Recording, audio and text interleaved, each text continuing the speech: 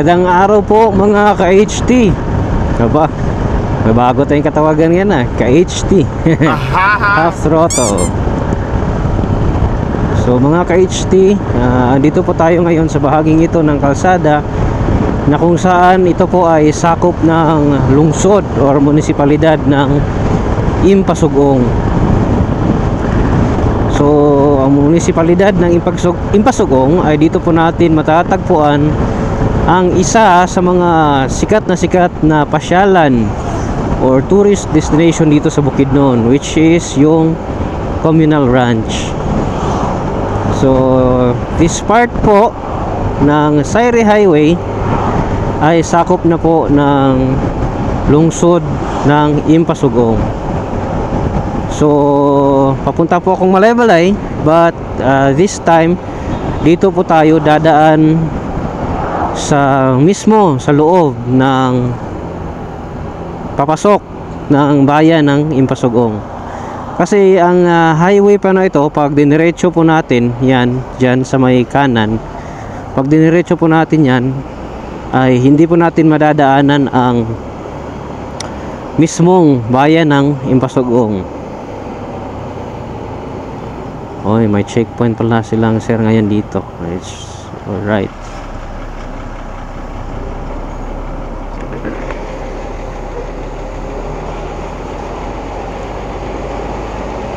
So may checkpoint. So itong bus na sinusundan natin ngayon ay papunta ito doon sa bayan ng Impasugong, sa terminal, kasi may mga pasaherong ihahatid. So dito po tayo dadaan because this road po is ito po ang naging alternate route noong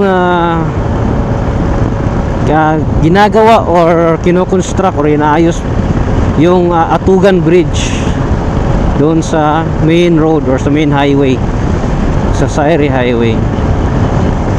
So dadaanan po natin ito ngayon. So madadaanan madadaanan din po natin yung welcome to Poblasyon Impasugong.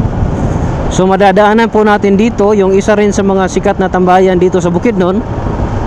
Along the highway lang po siya, hindi naman po siya masyadong malawak, but napakaganda po ng view. Yun ang tinatawag nila na Lovers Lane.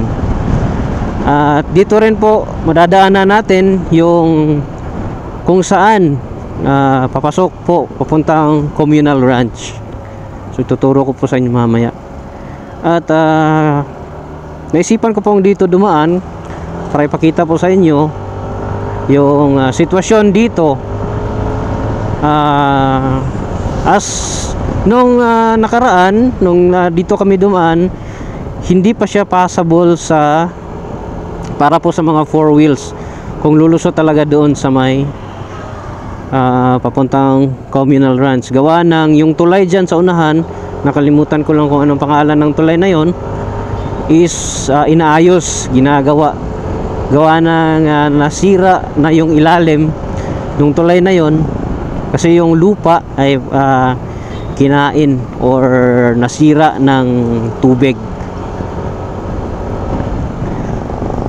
So meron po tayong landmark dito, merong banga, merong mga figure ng tao. Dito po sa right, kung dyan po tayo dadaan, lulusot din po yan doon sa Sayri Highway.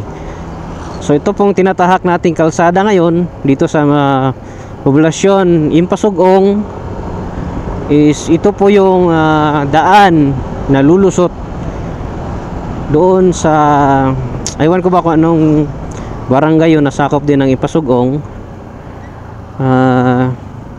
At dito nga madadaanan nga natin yung sinasabi kong daan papasok ng Communal Ranch. At meron din po tayong madadaanan dito mga ka-HT na isang banga sa gilid lang ng kalsada. Yung banga po yon ay may nakatagong history rin. Accordingly sa mga narinig kong rumors or bali-balita, yun daw pong banga na yun ay pinaglagyan or pinaglagakan ng mga sundalong Hapon ng ginto. Uy, parang may kasiyahan dito. So yun nga, pinaglagyan ng mga sundalong Hapon ng ginto, o yung tinatawag na Japanese treasures, Japanese gold. So madadaanan natin po yun mamaya, papakita ko sa inyo. So I think hindi ko kakat itong video hanggang sa abot tayo doon sa intersection or junction papasok ng Sairi Highway. So hindi po tayo mawawala dito kung dito po tayo dadaan. Sundan lang po natin itong kalsadang to at for sure lusot po tayo doon sa Sairi Highway. So time check, it's already 4:14 in the afternoon. At buti na lang po ay hindi pa po umuulan dito. So usually ang weather po dito sa Bukidnon pag ganitong oras na ay hindi po natin ma-predict na talagang umuulan talaga siya. From Sumilaw hanggang Impasugong, papunta na yung Malaybalay. So kung sa ibang lugar sobrang init, dito po, lalo na po pag merong low pressure or merong bagyo sa Luzon or na dumadaan din po sa Kabisayaan, ay nako, dito ang aga-agang umulan. Minsan nga umuulan ng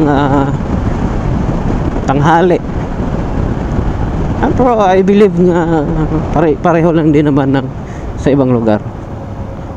So dito na po tayo ngayon sa sikat na sikat rin na tambayan, ang Lovers Lane. So yan, maraming motor, maraming sasakyan. So hindi na po ako hihinto dito. So ito po yung Lovers Lane, Local Government Unit of Dimataling. Taga saan ba yan sila? Dimataling. So kagaya nga po ng sinabi ko, this road ay naging alternate route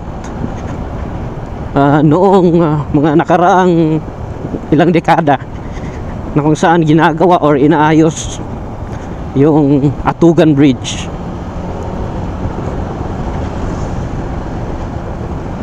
So ito po yung naging alternate route. At yun nga, sinasabi ko na kanina na as of now ay hindi pa siya passable sa four wheels. But tingnan natin yung sitwasyon. Baka naayos na yung tulay. Yung pong tulay na yun sa baba, oh. Ewan ko kung nakikita nyo sa video. So yun pong tulay dun sa baba. Inaayos po yun. Kasi nung huling dumaan ako dito ay hindi pa siya passable po sa four wheels. So nasan nga ba yung banga dito? Hanapin natin yung banga. Dito yan eh. Kung galing kang Cagayan de Oro is dito siya sa left, the right side I mean.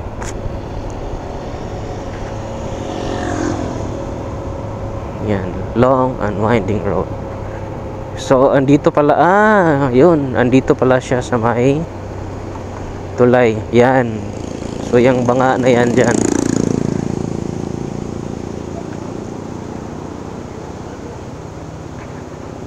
August 1939. So maraming naliligo.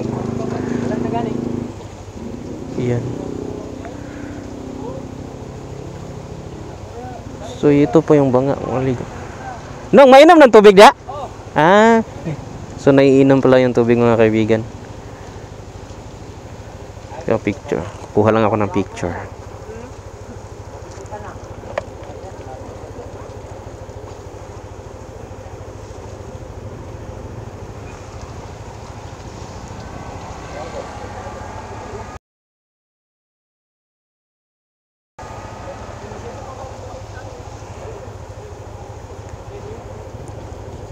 So yun po mga ka-HT, mayroon nakalagay sa ibabaw ng banga na August 1939. Unsa na siya nga date, boss? August 1939. 1939. Diha na muna siya ang pagka... Tao na. Okay.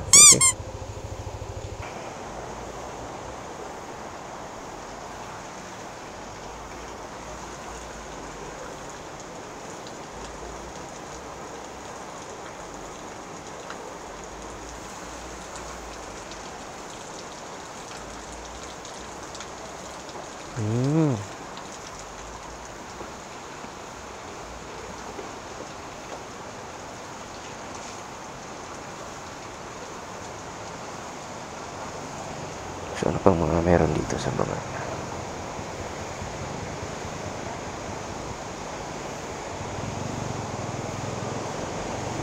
Wow. Meron pa lang dito. Creek.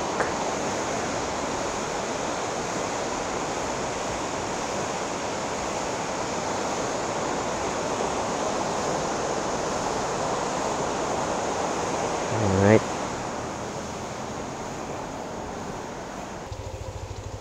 Kusog ang tubig ba?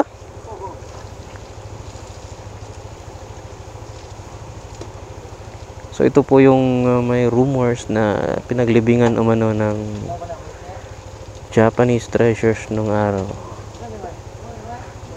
So yan. Diretso na po tayo.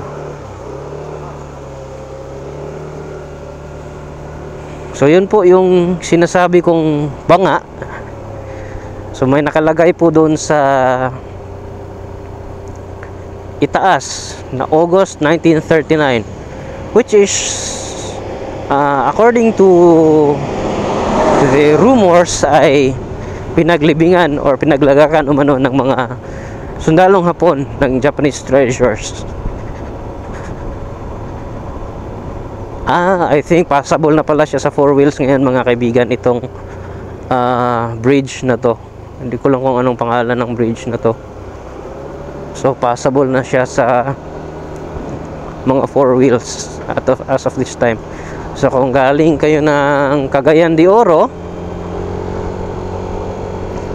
at pupunta kayo ng Communal Ranch, pwede na kayong dito dumaan para hindi na kayo umikot pa doon sa unahan. So balik po tayo doon sa story about po doon sa banga. So nakalagay po doon sa itaas, according na rin po doon sa pinagtanungan ko, August 1939 is yun po yung taon na kung saan ginawa yung ano itong tawag doon, yung banga na yun. So in which pretty much tugma sa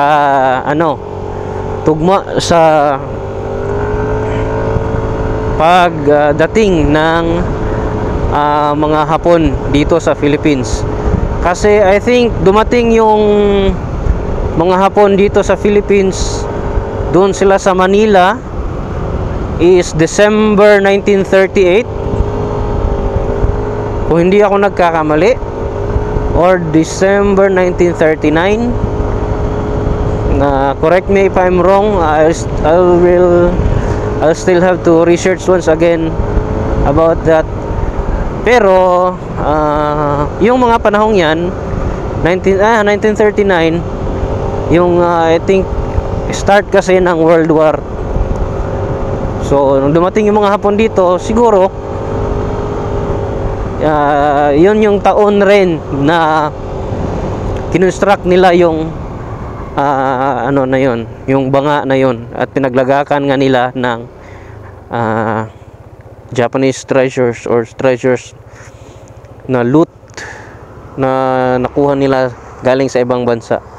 Kasi meron akong kakilalang treasure hunter before na sabi niya yung mga nakukuha nilang ginto before may mga nakalagay na Burma, tapos may mga naka-engrave na stars. So Burma, ibig sabihin galing nga sa Burma or sa ibang bansa yon. So dito nila inilibing kasi according sa history na nabasa ko is that plano ng mga Hapon na pag nasakop na talaga nila dito, itong Pilipinas noon, is that they will settle here for good. Because accordingly, doon din sa na-research ko, ang position ng Philippines is, I think ilang degrees yun, degrees southwest. Parang meron silang parang pamahiin kumbaga nila ba na itong place na to is lucky or maswerte, or parang yun, ewan ko lang kung yun talaga yung purpose nila, or baka isa na rin yun mga pamahiin nila, or baka isa rin sa kanilang purpose is yung makuha yung mga minerals na mga nandito sa atin, natural mga minerals. At saka sa ganda na rin ng ng klima ng Philippines noong panahon na yun, malamig pa. Saka yung lupa natin is so ayun nga, about dun sa banga, mga ilang dekada nang nakakaraan is nakuha yung ginto na nakalagay doon sa banga. Di ko lang alam kung doon mismo nga sa loob ng banga na yon nakalagay, or yung ilalim ba nung sa ilalim ba ng banga, or yung binabagsakan mismo ng tubig. Kasi yung pagkakaalam ko, yun sa mga Japanese treasures na nilalagay nila sa may mga source ng tubig, is yan din daw yung tubig ninyo nagpapalamig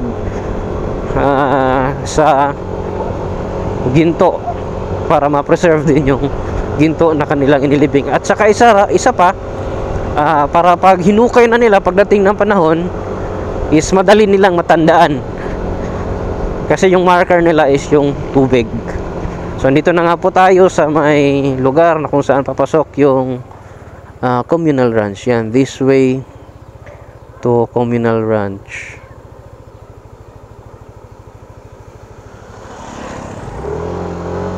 Tanong muna tayo dito.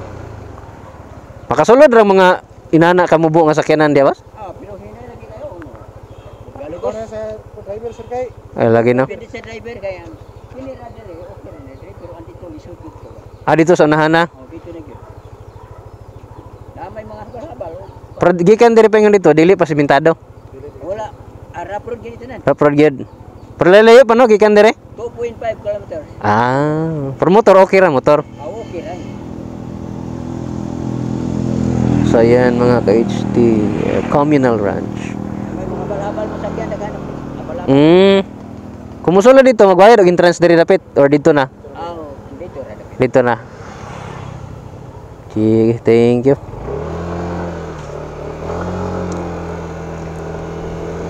So pwede naman po natin, kung ayaw nyo talagang ipasok yung mga motor nyo, pwede may mapagpaparkingan man dyan. Tsaka kung ayaw nyo rin pong ipasok yung mga sasakyan nyo, especially yung sedan, yung mga hatchback na mabababa, at hindi pa kayo confident sa driving skills nyo, pwede nyo mang iwan dyan. Kasi meron namang mga habal-habal na marerentahan papasok dyan sa communal ranch. So according sa mga locals is 2.5 kilometers galing dyan sa So bali ang communal ranch is owned by the government ng municipality ng Impasugo. So balik na naman tayo dun sa banga. So hindi ko po alam, wala akong narinig or na-research o wala man ako napagtanungan kung sino nga ba ang nakakuha ng Japanese treasures. So hindi ko rin alam kung totoo ba yun or it's just a myth or an urban legend, kung totoo nga bang merong inilibing na ginto doon at meron nga bang nakuhang ginto doon, or kung meron man, hindi ko alam kung private na tao or ang government mismo yung nakakuha. Ayun.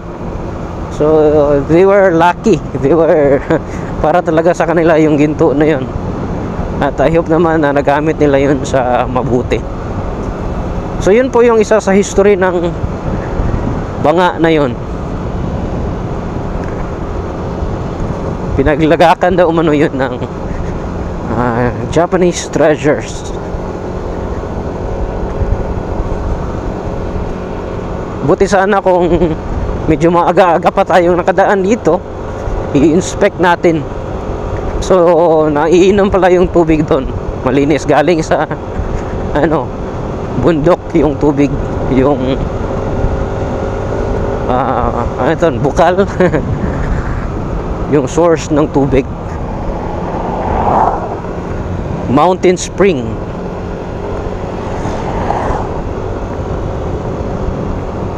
So yung mga locals doon, yung iba doon nag-iigib ng tubig para inumin, yung iba meron din akong nakikita minsan pag dito ako dumadaan na doon naglalaba, doon naliligo, ganun. So there's a piece of history in that place. Ayan, so mga kaibigan, puputulin ko muna dito yung aking kwento. Kasi may nabasa ako, nag-research kasi ako about dito sa banga. So itong banga pala is naipatayo no 1939, August 1939 by a foreman of the Bureau of Public Works na na-identify na si Pedro Y. Bayo, na General Highway Foreman ng Bureau of Public Works mula 1929 hanggang sa 1971. So taliwas po yun sa mga haka-haka na sabi nga ginawa daw ng mga Hapon noong Japanese occupation dito sa Bukidnon at pinaglagakan nga umano ng Japanese golds. At dahil nga po dun, maraming mga treasure hunters ang makailang beses na giniba itong banga sa pag-aakalang meron ngang nakatagong mga ginto po sa ilalim. So, yung mga banga na po na nakikita natin dyan is hindi na po yan yung original na banga. Bagkos yan na po ay mga replika gawa ng nasira na yung original na banga na sinira ng mga treasure hunters po noon.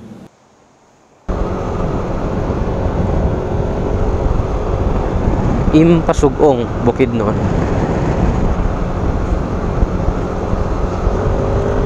So malapit na pa tayo dito sa junction, or ito na Y junction, or sa intersection papalabas ng Sairi Highway. So yan dito. So yun, nakita naman natin kanina yung update na passable na pala siya para sa mga 4 wheels. So it is a good thing na kung papunta tayo ng Communal Ranch at galing tayo ng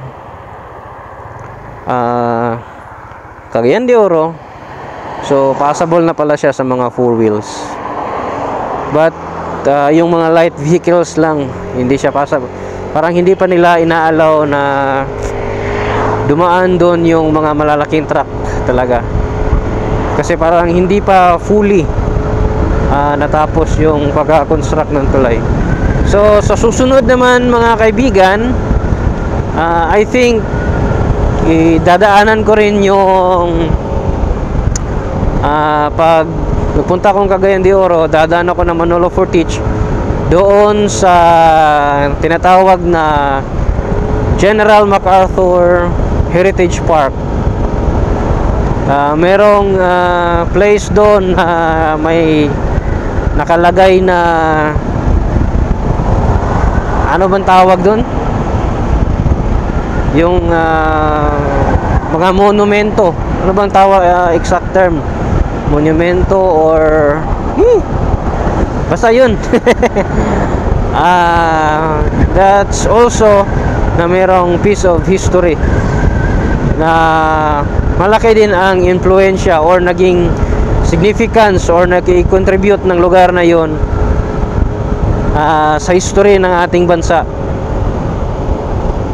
Kasi doon sa pagkakaalam ko, yun yung place mismo kung saan sumakay si General MacArthur ng Cessna plane papuntang Australia nung umalis siya para humingi ng karagdagang tulong, karagdagang sandatahang lakas mula sa Estados Unidos pabalik para makonquer yung regime or yung pananakop ng mga dayuhang Hapon dito sa atin sa Pilipinas. So pretty much I will research more kung doon ba sa lugar na yon niya sinabi yung magpasa hanggang ngayon is sikat na kataga niyang I shall return. Magre-research ako sa ano para pagpunta natin doon is yun planchado na yung history na ibabahagi ko sa inyo mga ka-HT. So maraming salamat po at pinanood nyo po itong video natin ngayon. So puputulin ko na po ito ngayon dito, and maraming salamat po at sinubaybayan nyo at pinanood nyo ang ating video. So baka naman po pwede pa tayong maglambing dyan sa inyo. Pa-subscribe naman po dito sa ating channel para matulungan tayo dito sa ating munting channel na mapalaganap, kasi parang yun yung nakikita kong gagawin kong mga content in the future na pupuntahan ko dito ako magsisimula muna sa Bukidnon, yung mga places na merong historical significance or historical contribution, or yung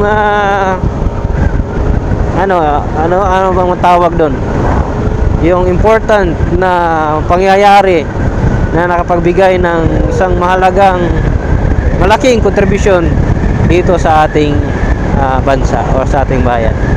So maraming salamat po sa panonood, and once again please do consider na i-like at i-share at i-subscribe itong video po natin na ito. So once again, maraming salamat po. Ito po ang inyong kaibigang si Half Throttle. Peace out and God bless po sa ating lahat.